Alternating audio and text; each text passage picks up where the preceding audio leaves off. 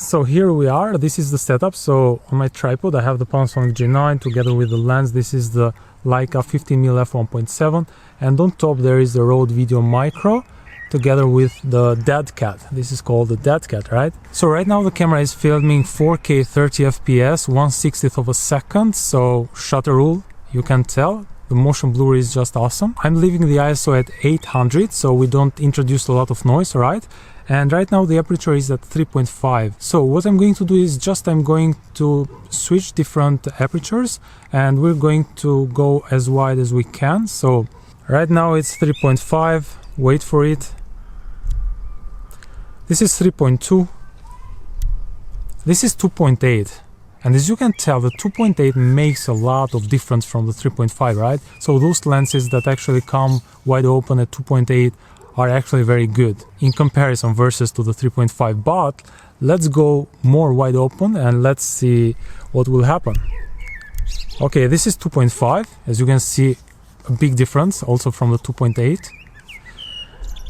Now this is 2.2. So the aperture is 2.2 right now, and you can tell immediately the difference in change. Now let's go to, this is 2.0, the aperture is 2.0. Wow, you can tell there's a lot of difference, right? This lens is 15mm f1.7, so this can go also an extra stop below.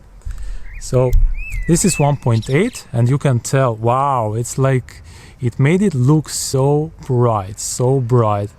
This lens can go to 1.7. Now as you can see right now, this lens can actually see in the dark, because right now it's very, very dark.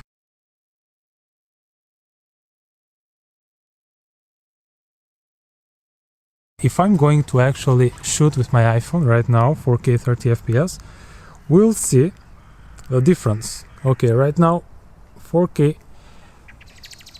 30 FPS with my iPhone 11, and right here my Panasonic G9, 4K 30 FPS, 1/60th of a second. This is the motion blur on both of the cameras.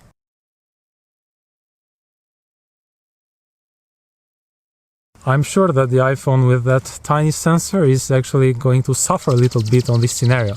Hey, so I'm inside, as you can tell, lighting is very, very poor. So it's shooting still again ISO 800, aperture 1.7, 4K 30 FPS, 1/60th of a second, and white balance is set on auto. Time is reading right now 8:35 p.m. So yeah, what can I do anything else to actually give it more light? Well, I can actually cheat on the shutter speed and I can set the shutter speed 1/30th, right? So let's do that. 1/50th, 1/40, 1/30. And as you can tell, there's tons of light. So this is what the fast glass is capable of. Now let's just assume that we just have this 3.5 aperture, right? So 3.5 aperture would basically look like that, even with 1/30 shutter speed. Now here's my iPhone 11. I'm going to also put this on perspective and let's have a look. So 4K 30 FPS. Okay, right now I'm filming. Now you are going to see that this tiny sensor is going to suffer in these very poor lighting conditions.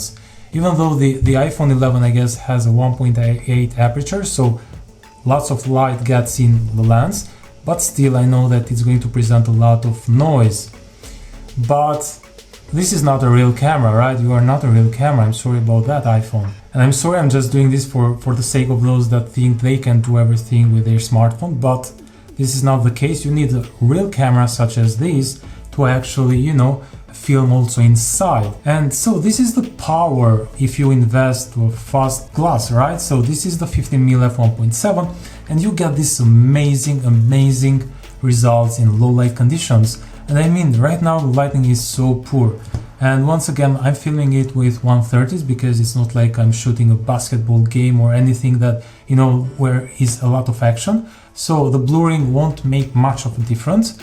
But still, I get this awesome lighting, right? Once again, let's go to 3.5 aperture. So 3.5 aperture, 1/30th of a second, 800 ISO, settings are the same. So yeah, that's what you get with your kit lens. So if you are thinking to upgrade, by the way, this is 2.8. So if you are thinking to upgrade to a fast glass, I would totally recommend you to go with a fast glass that actually has wide open 2.2 aperture or below, because it's going to save you in a lot of scenarios, such as these scenarios, because I know that lots of people do shoot inside like me. So yeah, and yeah, that was pretty much it. I really hope you enjoyed this video and found this helpful. So if you are considering to buy a fast glass such as this, for example 1.7, you won't be disappointed. It will save you in a lot of different scenarios. So yeah, if you are enjoying these contents that I'm posting, please subscribe to my channel and stay tuned for more. I'm Henry, have a good one, bye bye.